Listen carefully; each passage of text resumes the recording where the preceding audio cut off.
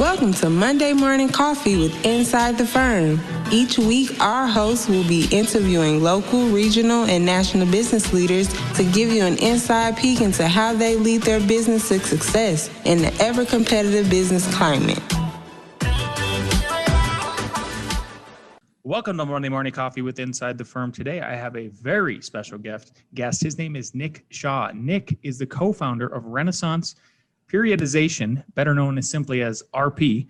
That's a tough one to say, so I'm happy to say RP, a multi-million-dollar health and fitness company that has improved the lives of hundreds of thousands of clients around the world.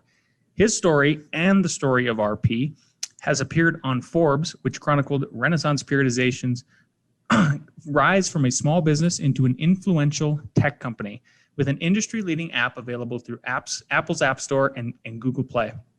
Nick has also helped to coach numerous world-class athletes, including CrossFit Games champions, international medalists in weightlifting, UFC fighters, Navy SEALs, and Olympians. Nick and his team have also sold hundreds of thousands of books over the years, ranging from nutrition, training, recovery, and eating, and creating healthy habits. Nick, welcome to the show. Well, thanks so much for having me on. I really appreciate it. And hey, I'm right there with you. I'm glad that we can just call it RP or RP Strength. It's a heck of a lot easier to spell. Yeah. It sounds super important, and it is super important. So before we get into that important stuff, Nick, why don't we dig deeper? Tell us a bit more about your entrepreneurial background. Where'd it come from? Did you grow up in a family of entrepreneurs? Are you the first? Yeah, that's a good question. I guess I'm an accidental entrepreneur. I grew up in very, small rural town in southern Michigan. I happened to go to school at University of Michigan. It was actually, if we go down the accidental entrepreneur route, I actually did an internship the summer before my sophomore year where I was in charge of like a painting crew. And I guess I did pretty well in hindsight because I was invited back for a second year and I had like the biggest job that was booked in the state that year. So I guess that was like my first experience in entrepreneurship. And I just got a job out of college working as a personal trainer, and quickly I realized that the way they treated people and did things just didn't make a lot of sense. And so after that, I just kind of went out on my own, and that was really sort of how RP, I guess, technically began, but just kind of always wanted to, march to the beat of my own drum, so to speak. But I like to call it more of an accidental entrepreneurship. It's not something like I grew up just always saying, hey, yes, I'm going to run my own business or whatever. But it just kind of grew out of what I loved, and what I love is fitness. And so here we are, a decade later. Yeah, heck yeah. I think that's one of the best ways that some people get pushed into business is sort of they see things that they didn't like at the businesses they worked for. And without naming names, maybe you could just give us a little insight into that. What are some of the things that you saw like, wow, this could be done completely differently? And obviously it's led to your success. Sure. I can give one really good example. When it comes to paying your employees, I don't like holding on to other people's money. I'm going to make sure people are paid as quick as possible, by and large. And so how I kind of stumbled upon that, not that it's even stumbling upon it because it seems like common sense. The gym that I worked for, they would give us a paycheck on Friday. They did not have direct deposit. Wasn't a thing. They would give us a check on Friday and say, hey, don't cash this until Monday. So it kind of rubbed people really the long way. And listen, if you don't want to take care of your employees very well and you don't want to show them that you care about them, you appreciate them, well, guess what? They're not going to want to stay very long. They're going to basically have one foot out the door. And I'm not saying it's only because of this reason, we pay people pretty quick or whatever at RP, but we have a pretty dang low turnover rate with folks, whether it's employees or consultants, because listen, we value what they do. I want to make sure that they get paid and they're treated pretty well. And I'm not going to sit on people's money because I hate that idea. I hated when it was done to me and I didn't want to do it to other people. So there you go. Yeah, that's a great example. I mean, what a giant oversight by folks like that who, whatever business they're running, right? I mean, if you're a service-based business, your people are everything. That is literally everything. It's your product. It's how you operate. So good. I think those are some of the best lessons. I mean, then it gets you off on the right foot for sure. So once you got into personal training and everything, were you an athlete before this? Is that where your passion and mindset for nutrition, fitness, training, and that all came from? Yeah, totally. So I just always grew up. I had an older brother that lifted weights, and so I got, I guess, introduced to it at a pretty early age, probably like 12 or 13. And then I had one experience. I talk about this a little bit in my book. I think it's kind of funny. I went from being probably like one of the worst runners on my team, cross country, freshman year of high school, to first day of practice, sophomore year, running with the top, folks from the year before. And it was really because I was the only person that actually did all the work that the coach told us to do. And I thought to myself, huh, I'm definitely not very talented, but if I work really, really hard and do things that most other people won't, I'm going to have a chance. And so that was just a pretty cool experience for me early on, when I'm, let's call it 14 or something like that. I said, oh, guess what? I work really hard. I get better. There's probably something to this. And so that's kind of this really early experience for me that kind of laid the foundation of, no matter what you do, work really hard and just aim to keep getting a little bit better in each and everything that you do. And that has so many perfect analogies for fitness. So obviously there's always more reps you can do, more weight you can lift, you can usually get leaner or something like that. So there's always something more to strive for. But you take that mindset and now you apply it to business. And it's really the perfect analogy for both, because you can always get better at business. You can always, improve your reviews. You can reach more people. You can probably grow unless, because I'm sure Apple's out there going, well, how do we keep growing? How do we keep doing things? So there's always more out there. So I really love that mindset of always trying to achieve, always trying to do a little bit more, always trying to get a little bit better. Yeah. It's a great thing to, again, base your life on. We're talking about like setting the stage here for success. So there's a statistic I wanted to read to you, and maybe you've heard about it too, and maybe that is coinciding with what you're doing with RP. According to Trust for America's Health 2020 report, quote, the U.S. adult obesity rate stands at 42.4%, and that's the first time the national rate has passed the 40% mark, and further evidence of the country's obesity crisis. I'm reading it verbatim from their publication. The national adult obesity rate has increased by 26% since 2008. That's an insane increase. That's just me talking again. Additionally, obesity has been shown to be a key driver of some of a nation's COVID health toll, death toll. So, these are the facts. I'm not here to spin it. During that COVID era and with all of that kind of coming into play, have you seen an increase in the population finally starting to care about this obesity crisis for all of those reasons? Or are you seeing apathy? I mean, the growth you're showing with your company, I'm hopefully optimistic in your answer. So I have a biased sample to go on, because what we cater towards a little bit more is people that are already into fitness a little bit versus, general population folks that maybe have never gotten into fitness or don't care as much or whatever. Listen, I'm with you. I would certainly hope that, especially after what 2020 kind of brought and showed everyone, that people would really be waking up like, hey, I really need to take care of my health more.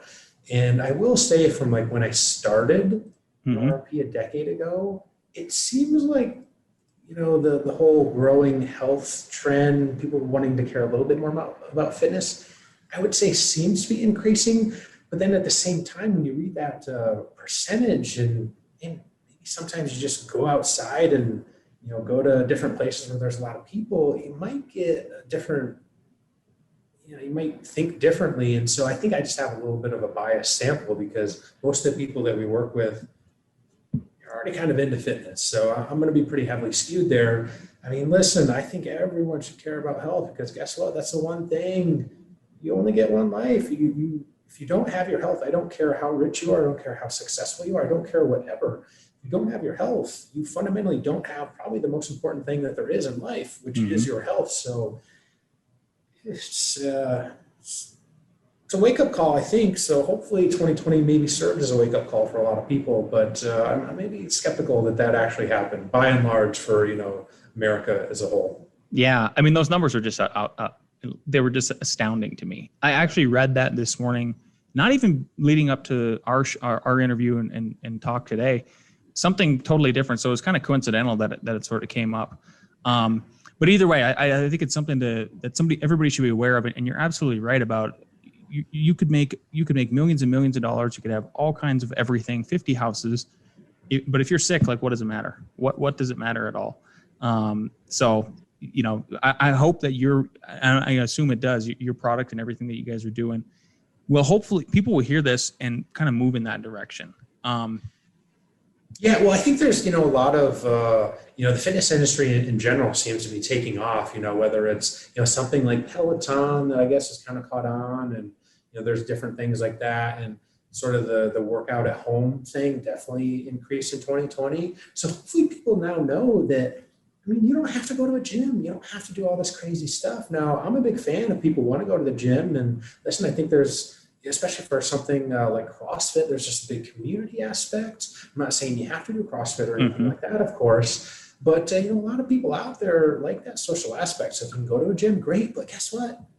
The cool thing about learning and knowledge and all that is you learn it. And now you go, oh, hey, I don't want to have to drive 30 minutes to the gym.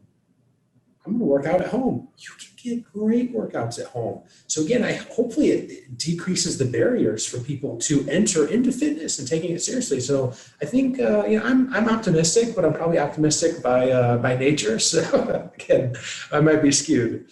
Yeah, that's a great point about maybe starting from home, and then your app obviously is going to help with sort of maybe the introverts that are afraid of going to the gym. Just getting out there and doing it. I'm certainly one of them where I like to work out on my own, climbing up mountains and all that sort of stuff. Right before we got on, and actually I'm looking behind you right now on the screen here, I see an awesome photo of University of Michigan, the football stadium there. Tell us about that. So you graduated in 2009, and you first targeted athletes and bodybuilders with your company, but then you realized quickly that there were limits to that, right? And that you only had so much time during the day. Tell us about that pivot you made after that realization, and then what it's led to where you're at now. Yeah, well, first, thanks for noticing the picture. It's maybe not a great time to be a Michigan football fan, but listen, grew up in Michigan, born and raised, love Michigan. So I was a personal trainer, just was into bodybuilding and powerlifting. That's where I met my colleague at University of Michigan. So we both moved out to New York City. We were working as trainers. I kind of quickly realized that, hey, I'm not sure I want to do this the rest of my life, because you're having to travel all over New York City to, work with one client downtown, one client uptown, and you really have to bust your tail. And, you got to work early, you got to stay late if you're a personal trainer, because you get people on the front end of work, you get people on the back end, after work's out. So it's really tough to do to make a good living. And, my buddy was getting into online coaching. This is circa 2010, 2011, kind of before it blew up to this really big thing that it is now. And he's like, hey, you should start doing this with me. And I said, okay, cool. Started doing it, realized that I didn't have to leave my apartment. I could write multiple programs in like an hour, the same time that I would spend with one individual. Thought to myself, this seems like a bit more efficient use of my time and resources. And that's when this shift started to occur in my head, where I went to, all in-person training to maybe 50-50, doing a little bit of each. And by the time I left New York City in 2015, was 95-5. And then when my wife and I moved down to Charlotte, North Carolina from New York City, I've never turned back. I've never done anything in person. And just that sort of progression from in-person to online to even online coaching is not infinitely scalable. So yeah, we have, 25 or so coaches, but that's kind of what led to us creating digital products. And then the digital products, you could sell 10 billion of them, and it's not really going to make a difference whether you sell 100 or 100,000. Yeah. Tell us about some of those lessons that you learned as you made that pivot and then you started to scale up. What are some of the lessons that maybe some other business owners that are listening to this podcast could learn from you? There was lots of pain points along the way. I remember having to try to do everything myself when the business was just kind of starting to just maybe start to go up a little bit exponentially. And I was trying to do everything myself. And I was like, man, there's just so much that I don't know, that I had to seek out some consultants to come in and help with, things like email marketing, building out automation. Because here's the funny thing, we used to sell these digital products. I used to have to manually send every single one when they first launched, which is just a nightmare, right? Oh my God. Yeah. Actually, I remember my wife and I flew down to Charlotte to look for houses. And so here we are doing this, our kids are in New York City. I think my mom was up there or something with them. We flew down here for basically 24 hours. We had to look at houses all day long. We finally get back to the hotel, like 9 o'clock or whatever. And I had to sit down and like do a couple hours of work of just this manual repetitive stuff of sending. And I said, I cannot continue doing this. So luckily a friend of mine was like, hey, you should look into some email automation. We built out that framework, and lo and behold, I'm not even kidding. Once we then had that automation in place and it was working, so someone makes an order, it's now automatically sent. I don't have to do anything. System's in place. I'm not even telling you, it was definitely that hockey stick that you talk about. And so because now I could spend my time doing 50 other things that are much more important, that there was no reason that I should have been doing all this. So I think a lot of times early entrepreneurs get caught up in that, I think I need to do everything because like I'm the only one that can do it. I can't really trust other people to do it. And it's really tempting to fall into that. And there's I want to say a little bit of a leap of faith, because you're probably not making a ton of money quite yet. So it seems like this big risk, but chances are if you do take that quote unquote leap of faith, start bringing in some other people to help you, start to automate things and all that, it's almost certainly going to be worth it. Yeah. And the proof is in the pudding. I mean, the fact that, so kind of moving towards that proof, Forbes did a features story about you guys. And one thing I'm going to quote you here is, quote, "We're slowly becoming a tech company, even more than a fitness company." I found that so fascinating. Tell us about that transition, and because maybe like you tell us about the app, what it does, and how that's kind of led to. I mean, not only is it going to be, it's more efficient for you, like you said, you're going to be able to spend more time with the family. You still have that balance, but hopefully you're able to reach the masses, and we can hopefully stop and take a dent in this crisis that we talked about earlier. Yeah. So once we realized we did an ebook or whatever in 2014, we're like, wow, this is really cool. This was able to reach a couple thousand people basically day one or whatever. So like, well, how do we take the one-on-one coaching model and how do we scale that? How do we systematize it? So we created these things called diet templates, and they were these really ugly Excel files. But rather than, I'm sure you know this, software development takes a long time. It is super expensive. So what did we do? We basically went the MVP model. We're like, all right, let's just get something out there. It costs us literally nothing. It's an Excel file. But again, we basically proved the concept. We proved that people actually wanted something like this. We proved that they worked.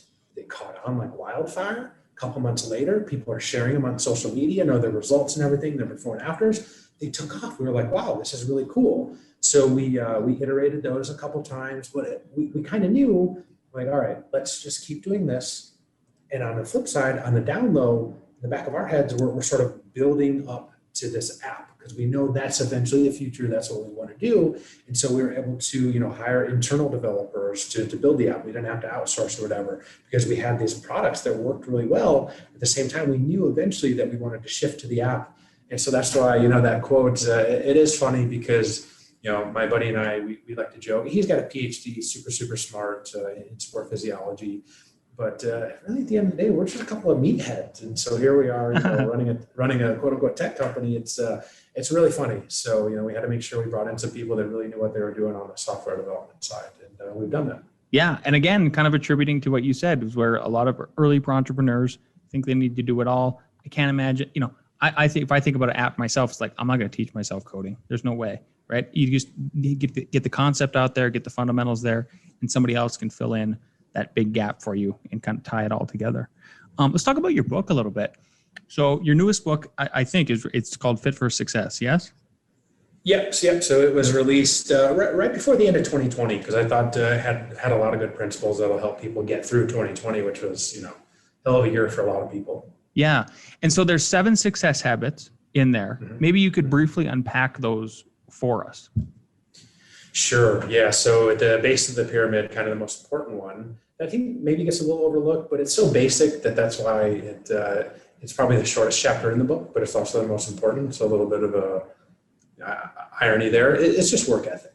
And really at the end of the day, the best way to think about that is, listen, you can have all the best ideas in the world, but until they're acted upon and you actually do something about them, they don't really matter. So that's why work ethic is so important.